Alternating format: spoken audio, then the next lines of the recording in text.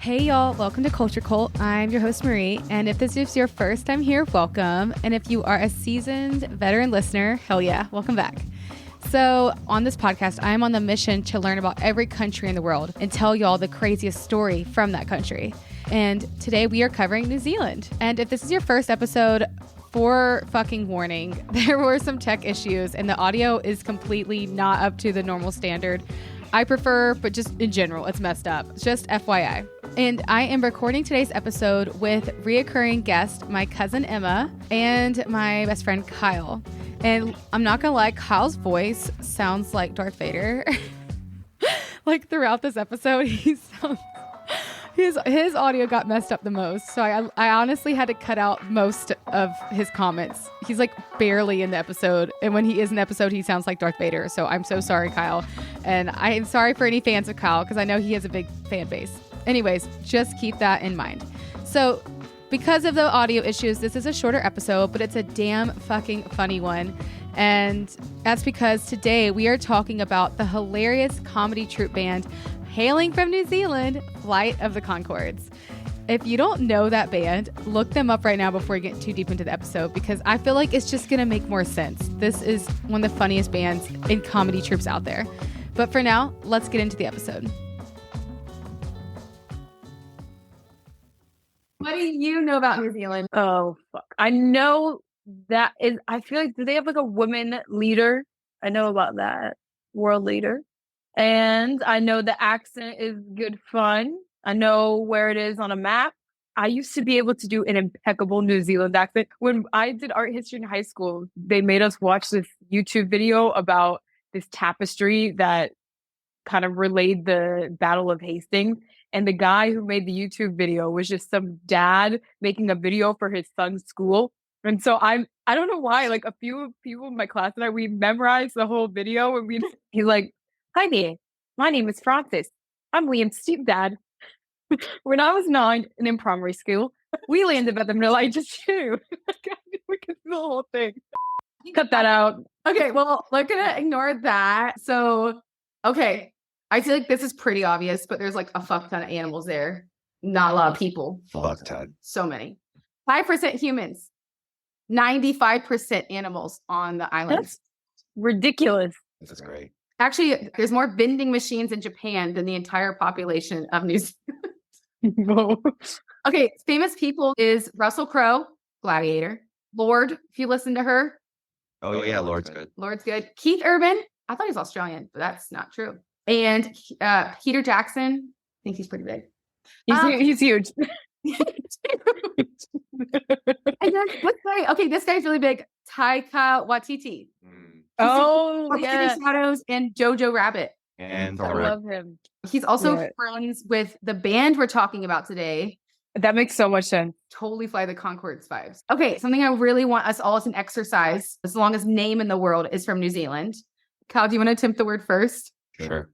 Taumata waka tangi hanga koa uao tamateo kaiwen uakita natau. Wow. You're welcome. New Zealand was the first modern day country to ever appoint an official national wizard. So, is it Gandalf? No. Missed opportunity. No, it really was. Okay, this is from stuff.com. Fact. After more than 2 decades as the official wizard of Christchurch, Ian Brackenbury Channel, 88 years old, saw his $10,000 annual contract go poof last week. No longer will the city payroll support, quote, acts of hold on. Wizardry. Thank you. Acts of wizardry and other wizard-like services, as his contract has demanded since 1998. No longer will taxpayers pay for his rain dances, his philosophizing, and perhaps tangibly his magnetism. Yeah, of course. Why can't you read? Wizardry. He's a professional wizard. Yeah, he is a professional wizard, but he's been fired. You can't fire a wizard. He's pissed. Quote, "There are a bunch of bureaucrats who have no imagination," Mr. Channel, known most commonly as the Wizard, said, according to Stuff. That's the whole story. What was he doing? rain dances, philosophizing, and bringing magnetism to tourists. So fucking off. Yeah. You got paid to be a crackhead. No, for real. For at least a decade or so, they were paying a wizard that wasn't Gandalf. Again, Fucking missed opportunity. missed opportunity. So sorry, Ian. I hope you get your job back. Come on, just let him finish out the rest of his life. Let him be a wizard again. Well, okay. The last weird fact is a news headline that I'll just read so I don't ruin the story. The headline is Thomas the Blind Bisexual Goose. Okay. In 2018, a blind bisexual goose named Thomas was farewelled and laid to rest next to where his swan partner of nearly 2 decades lies. A commemorative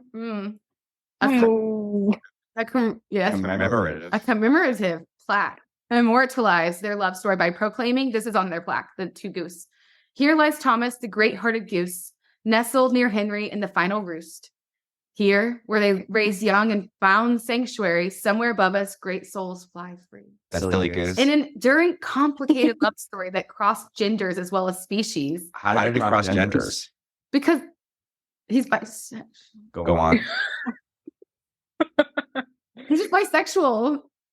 How? So Thomas the goose and Henry the swan, so 2 male, that's what's happening, spent 18 years together before they were joined by another swan female named Henrietta. So it's a threesome. That's what's happening.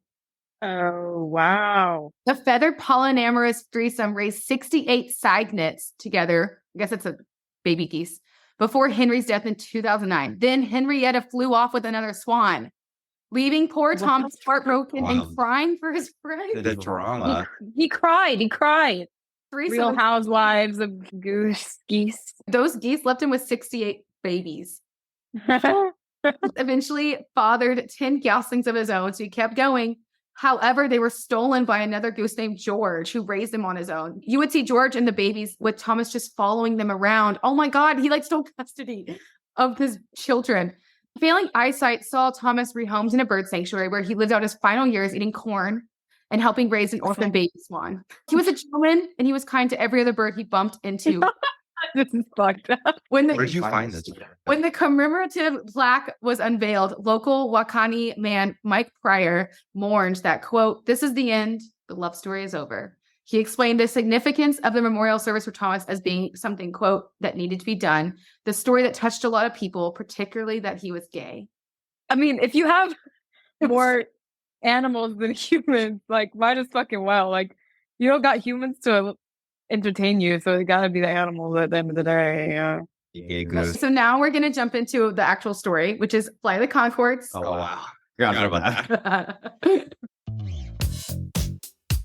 So yes, today we are covering the band Flight of the Conchords. Spotify describes them as, quote, New Zealand's self-proclaimed 4th most popular guitar-based digital bongo a cappella rap-funk-comedy folk duo. So, again, the episode's gonna be way more funny if you go onto Spotify and actually listen to one of their songs. I personally like the song Hurt Feelings or We Are Both in Love with the Sexy Lady. But overall, I think I'll need to go onto Spotify. Okay, today's sources, IMBD, Wikipedia, and I got most of this from their website, which is actually a really cool website. It's called flytheconchords.co.nz. And whoever wrote their about page are fucking hilarious. I feel like it might have been them. Probably was, actually. So there's 2 people in this band, Jermaine and Brett. Go ahead and look them up. You should probably look up their faces if you don't know them, because I think Jermaine's hot. Jermaine. Jermaine. He's the bass player. Is he? Yeah. Well, I thought you knew.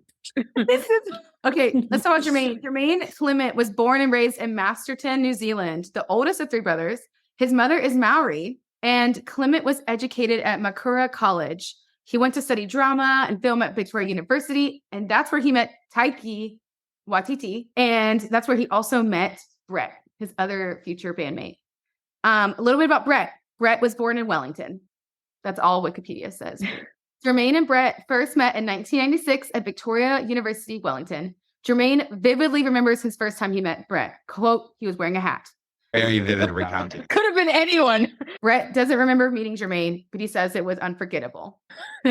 So yeah, they would go on to live together at university. They would never graduate, but they altered their lives together. I wrote that. I don't know. That didn't make sense. Their first play they met on was called Body Play, which is about male body issues. You should watch that. Oh, cool. You should watch that. From there, Jermaine, Brett, and Tyke worked in a group called So You Are the Man. Lots of male plays. In this play, they wore nothing but skin-colored bike shorts, giving the audience the illusion that they were naked. Okay, So You're the Man started to pick up heat. From there, they flew to Australia for 1 month a season at the Melbourne comedy club called The Last Laugh. The group couldn't believe that they were being paid to perform, and they got so excited by their paycheck that Brett blew his first entire paycheck on a pair of leather pants. Fair. I'd do the same thing, to be honest. So unfortunately, the Australians didn't like the show. And they were canceled after a week. Ahead of their time. They were ahead of their time. They did not like the leather pants or their show. They got booed and they were canceled. That's so funny. I would actually never perform again if I got booed away. I'm sorry. I know some people can get over that. I wouldn't be able to. So I bet Brett was really regretting not having money now, but he had some tight pants. But they were determined to try again. They had stamina. So this time they were going to start a new band. They scratched the band. They're like, well, that clearly didn't do well. They were going to call themselves Mustache. So this is a 4-piece band. Brett was on the Casio tone, Jermaine guitar, and their friends Toby Lang and Tim Jure on trumpet and double bass. They performed their one song at the Wellington Fringe Festival, and members of the audience said they were mildly impressed. That's a quote from their About page. So this is their website. Quote, they now live in a house with 6 flatmates, and they were excited Mustache was not the vibe for the name of the band. And so they were like, okay, we need a new band name. There's Roxygen Supply, Albatrosity. That's good. Tanfastic. That lost me. And then back to the About page. Quote, Jermaine went to the bathroom and noticed that the flat toilet was called Concord. He returned from the bathroom to suggest the name Concord. And Brett said, what about Fly to the Conchords? That was the first night they went on stage as Fly to the Conchords, and all because Jermaine saw a toilet. Toilets get you places. I'm inspired by my toilet experiences. But this was the first night they went on stage as Fly to the Conchords. And you know what? It went pretty well. There was only 11 people in the crowd, but I think they liked it. So they went from being canceled to mildly impressed to now 11 people liked it and they clapped. That's good. Good progression. So it actually did pretty well. They did the same spot for 2 years at the comedy club on Thursday nights. Their early songs were called Bowie's in Space, Petrov, Yelena and Me, Rock Beat, Lullaby, Albie the Racist Dragon, Leggy Blonde, The Washing Song, and Bus Driver were the songs they used in their first 2 years at this club. But, it's getting old. They need to take a risk. And in 2000, they traveled to Canada to the Canadian Fringe Festival. And they did really well there, actually. But it's because the crowd got confused between the 2 rooms and they ended up going to their show instead of a different show. So they had a crowd. So they were on a high. They were like, all right, Canada, let's do Vancouver. Except that one didn't go too well because they didn't have a good venue at all. The venue was called the Cavern and it was super sketchy. And there was only one woman at the show. That's sketchy. I got to say. Well, okay. She didn't mean to be at the show. This is from the... So she was the most beautiful girl in the... robe. What if that song was about her? That's amazing. I think it is. Wow. Fuck yeah. Okay, so this is how she ended up in this bar alone with the band. This is from their About page. She had accidentally passed by the venue on her way home and had agreed to watch the show when Brett and Jermaine offered her a free ticket. It wasn't until the lights came up at the end of the gig they realized the woman had snuck out of the room during the performance they had played to no one. So Canada wasn't that great. It was like an accidental success. And then they really played to no one in Vancouver. So this is when things start to take a turn and things are going to look up for them because it's 2002. They've done 2 years of just fucking around in Canada and getting kicked out. And they're determined not That's a long time ago. That's kind of a long time. That's what it takes. Yeah. So they're going to the very, very famous Edinburgh Fringe Fest. Oh, Edinburgh. I love your accent. Have you heard of that? The Edinburgh Fringe Fest? Are you joking? It's like huge. It's not just comedy. It's everything. It's music. It's art. It's comedy. I've seen some bad fucking shows at that thing. They will let anyone fucking perform at Fringe in Edinburgh. No, Fringe is actually really fun. It's a good place to go if you're an up and coming artist and Fly to the Conchords probably would have thrived in Edinburgh, to be honest. But sometimes I'm like, oh my God, who let you do. And I don't want to diss anyone because I'm like, well, at least you're up there doing it. But you can ask Julia and Rachel. We went to see this like one man show. We had no idea what was going on. There was like 7 of us in the audience. He was doing this weird poetry trippy thing, and he had like mime makeup on, and Rachel fell asleep. And he would do this. He would do this thing where he'd look at each person in the audience, like he would go like this, and every time he came to us, Rachel was like, "Ow!" I was like, it was fucking bad. We walked out. We were like, And it's a mime, so there's no noise. No, he wasn't a mime. He just had mime makeup on, and then he was doing this whole thing, but it was so fucking bad. Anyway, great festival. I love art, and I support your local artists. Well, that's where they played, and it didn't go well again this time. Oh no, I said they thrive there. They didn't. No, Not even them. We'll get there. So this is the first time they're going, and they play in a very dark and wet, sketchy venue. And this one was called What's it called?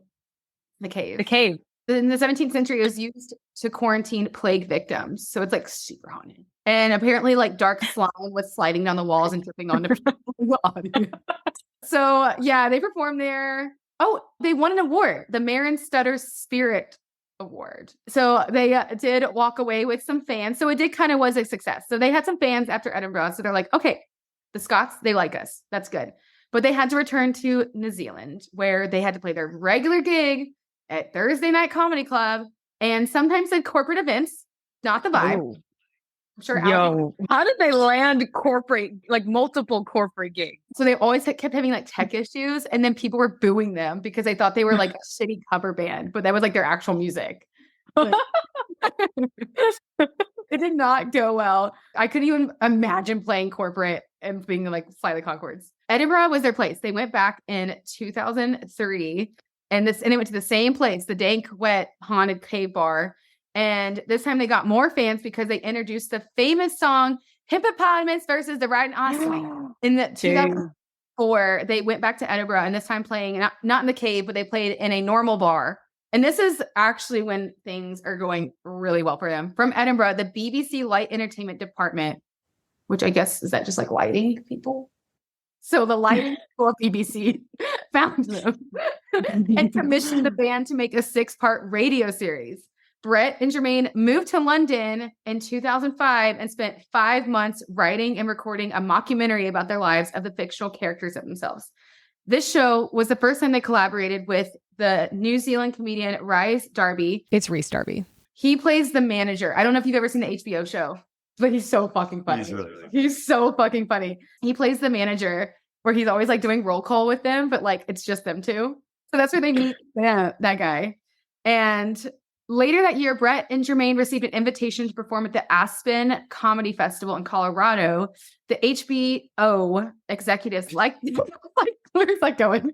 The HBO executives liked their act and asked them to film a half-hour performance for a stand-up comedy show called One Night Stand.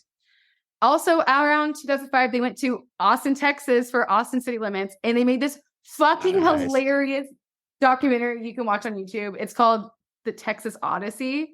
It's so funny. Like, why do I feel like they're so intertwined with my life? No, they're not. They just went around Edinburgh. But all the places I lived is where they had huge life-changing moments. I think that says something about our energies. Yeah. It says something like, we're like intertwined. Like, yes, my karmic lifeline.